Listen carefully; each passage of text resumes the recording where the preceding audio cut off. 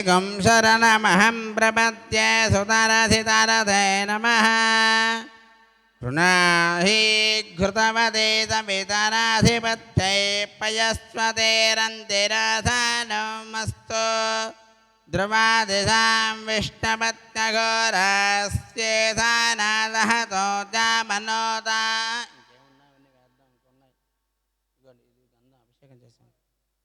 ఇంకేమున్నాయమ్మా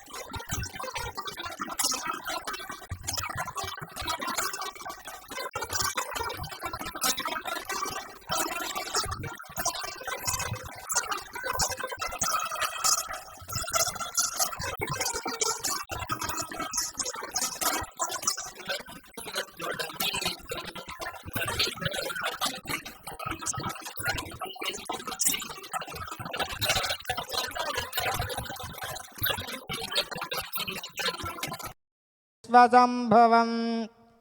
విశ్వం నారాయణం దేవమక్షరం పరమం పదం విశ్వతః పరమాన్నిత్యం విశ్వన్నారాయణగం హరిం విశ్వమేవేదం పురుషస్తద్విశ్వముపజీవతి పతిం విశ్వస్యాత్మేశ్వరగం శాశ్వతగం శివమత్యుతం నారాయణం మహాజ్ఞేయం విశ్వాత్మానం పరాయణం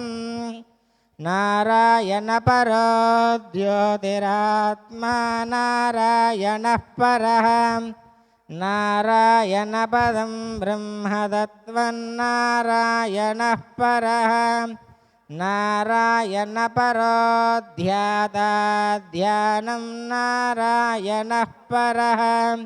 యశ్చ కించిజ్జగత్ సర్వం దృశ్యతే సూయతేऽపి వా అంతర్బహిః సర్వం వ్యాప్య నారాయణः స్థితः అనంతమవ్యయం కవిగం సముద్రేంతం విశ్వసంభవం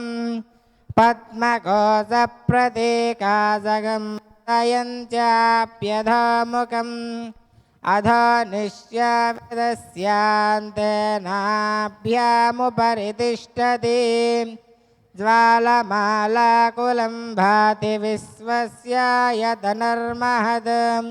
సంతతగం శిలాభిస్థులం వత్యాకోశసన్నిభం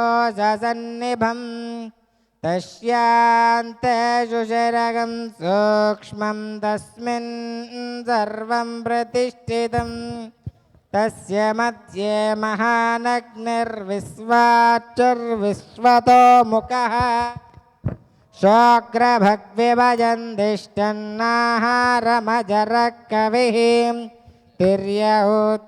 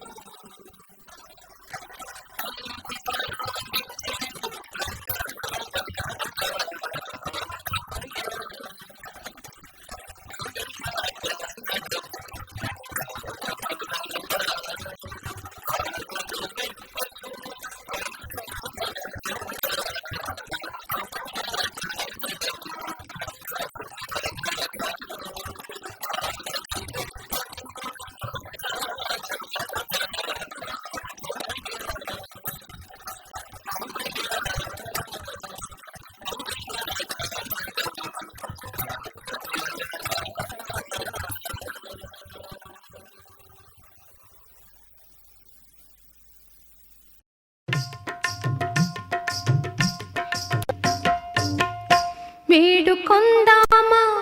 వేడుకొందామా వెంకటగిరి వెంకటేశ్వరుని వేడుకొందామా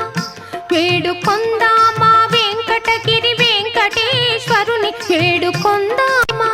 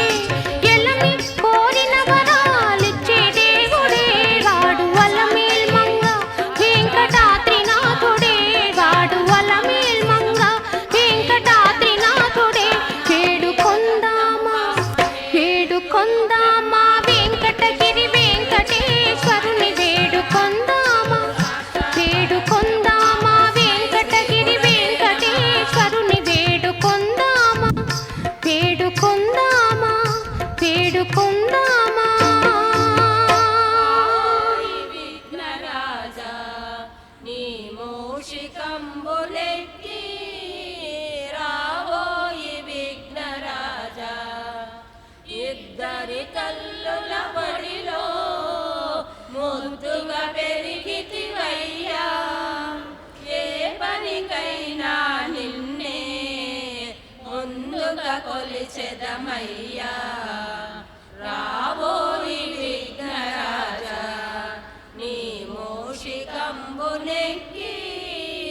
రావోయి విఘ్నరాజా గజముఖవదనా దేవా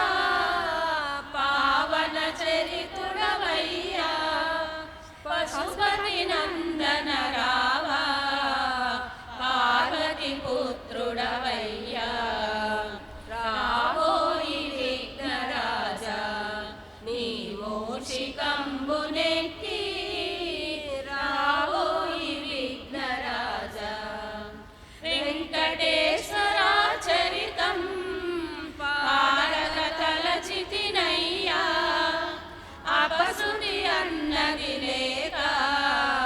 ముందుకు నడుపుము తండ్రి రావోయి విఘ్నరాజా నీ మూషికంబునెక్కి రావోయి విఘ్నరాజా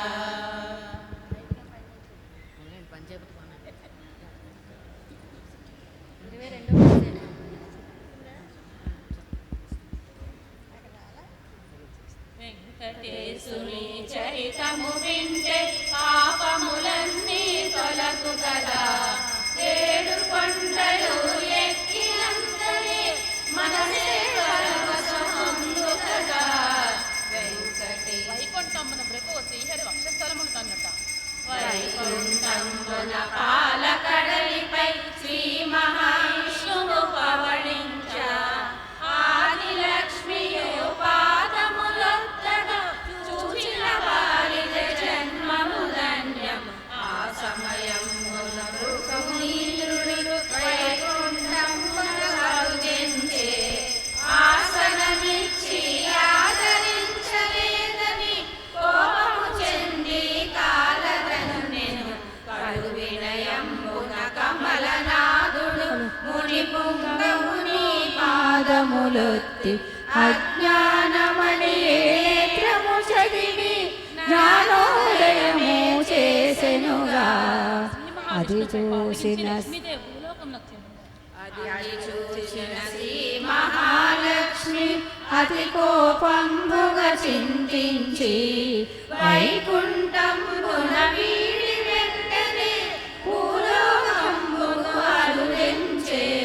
కొండలు కోనలు పర్వతంబులు సముద్రాలన్నీ దాటుచు పచ్చదనాల శోభలు ఉన్న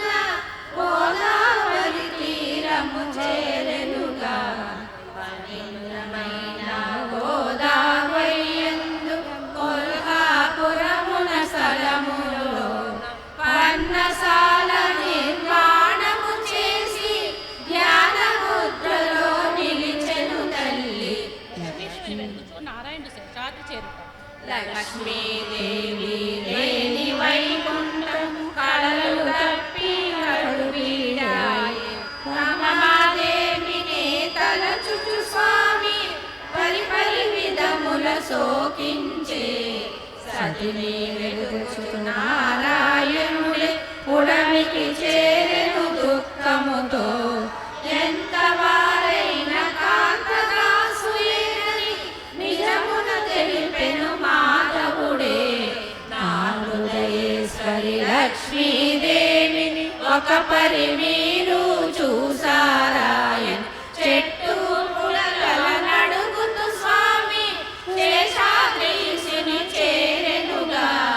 అలసి అలసి ఆదమరచి నిద్రాహారము మై మరచి పుట్టని గూటిగా చేసుకుని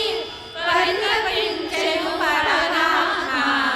బ్రహ్మ శివుడు ఆవుగా దూడగా మారట నారాయణ నారదముని బ్రహ్మలోకమును చేరెనుగా భృగుముని వలన జరిగిన గాథను తండ్రికి తానే తెలిపెనుగా భక్తవ శంకర బ్రహ్మదేవులు లక్ష్మీ కడకే ఏతించే అలలతో మాని ఆలకింపు మన సాగర పుత్రిక సరియనియే అందము చెందే అపురూపమే ధరి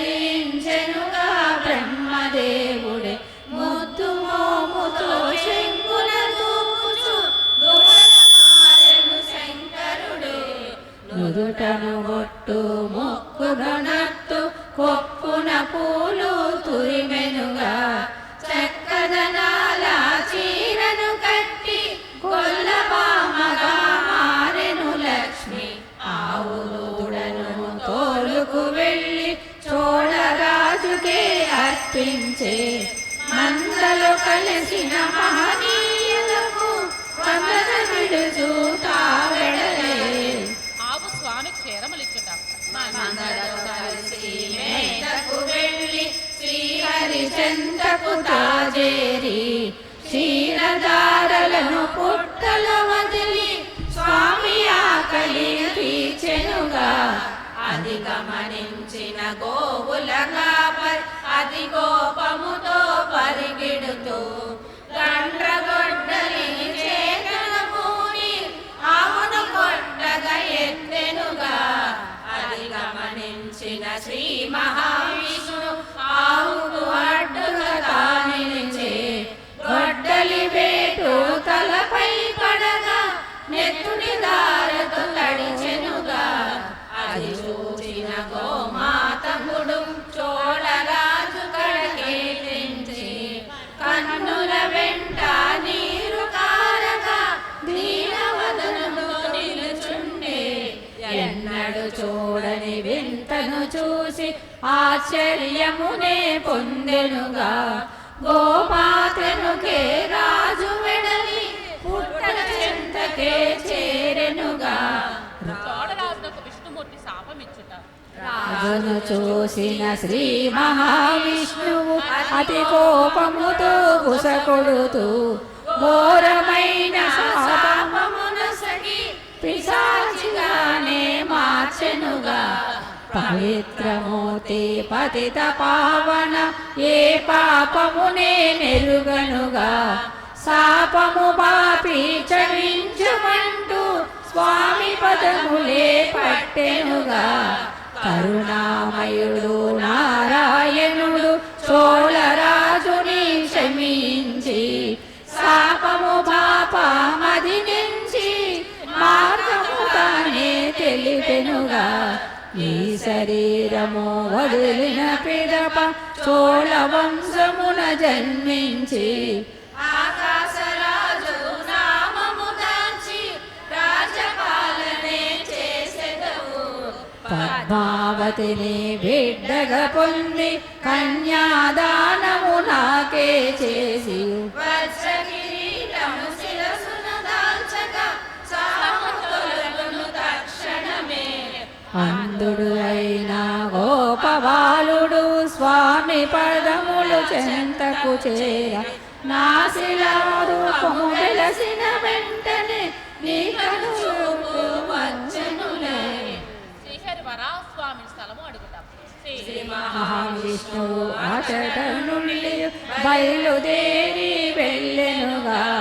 వరహాస్వామి పన్నసాలకి శ్రీహరి తానే చేరెనుగా నారాయణుడే నివసించుటకు వరాహ స్వామిని అడిగెనుగా స్థలమును ఇచ్చిన ఫలితము నిమ్మని వరాహ స్వామి కోరెనుగా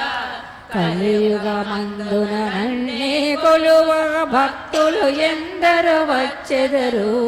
ముందుగా నిన్ను చూచిన పిదప తదుపరి నాదరి చేరెదరు శ్రీహరి ఒకళా మాత వద్దకు చేరుట స్వామి భక్తురాలు వకులా మాతను చేరెనుగా ద్వాపర యుగమున యశోద మాతకు ఇచ్చిన వరమే గురు తెచ్చి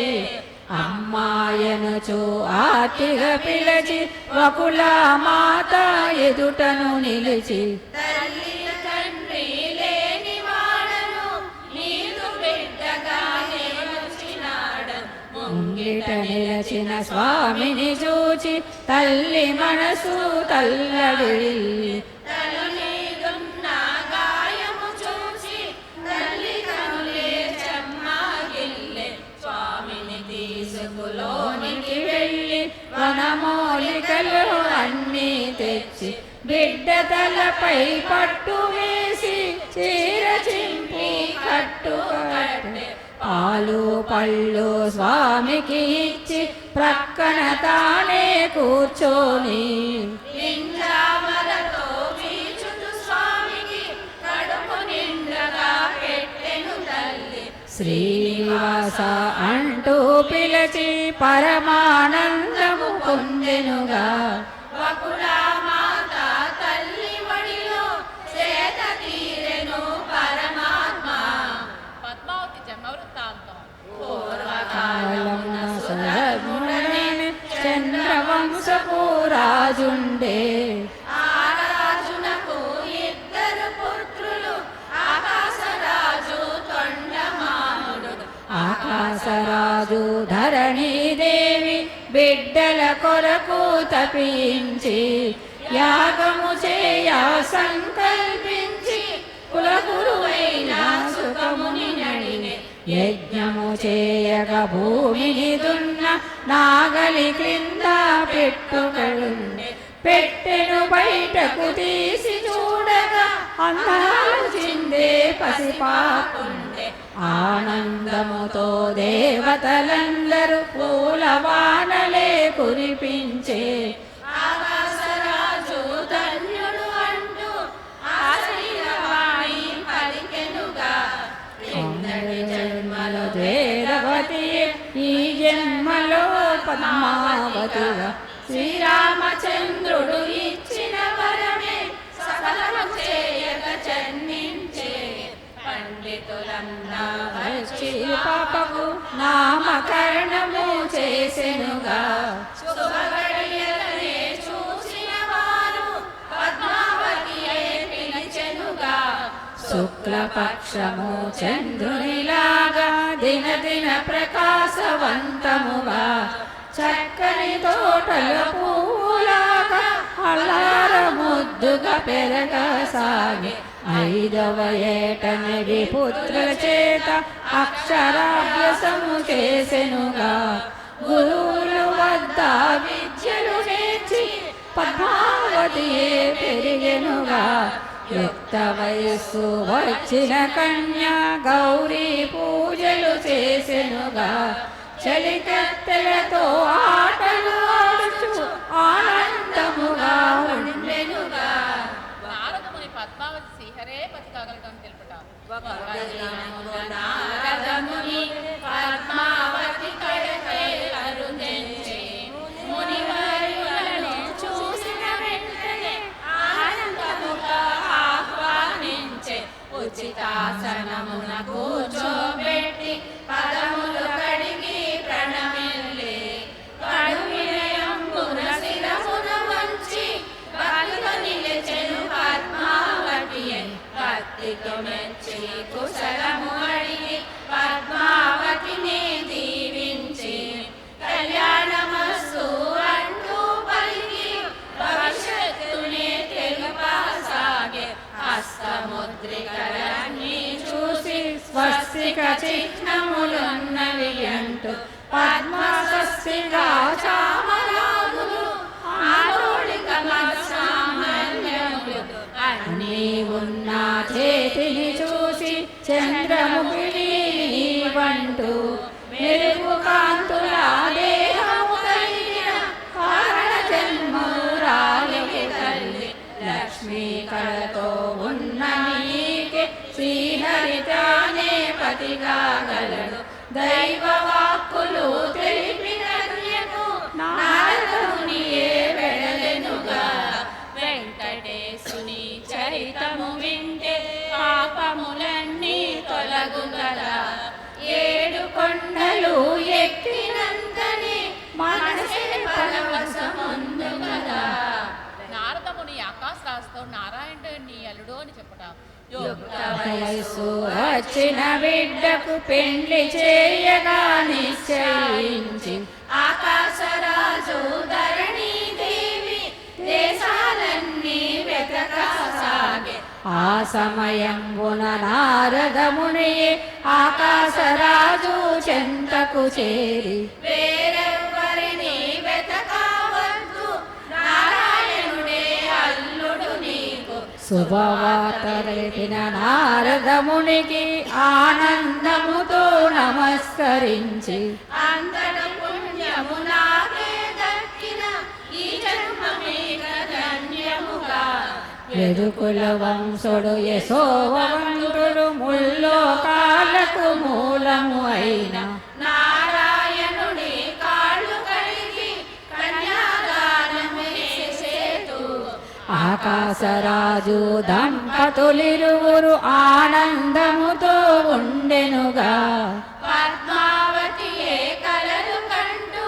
స్వామి రాకకు ఎదురు చూసే శ్రీనివాసుడు వేటకు వెళ్ళుట వకుల మాత వద్దకు చేరి శ్రీనివాసుడు కోరిక తెలుప వేటకు వెళతానన్న బిడ్డకు జాగ్రత్తలనే తెలిపెను తల్లి అతి సుకుమారమైన వాడివి అడవిలోకి ఎందుకు తండ్రి క్రూర మృగములు ఏమి చేయునో కలవరమాయెను నా మదిలో అమ్మా నీవు భయపడకమ్మా నీదు బిడ్డ బీరము కాదు నీ దీవెనలే ఎన్నను చాలు ముల్లోకాలను ఏలెదను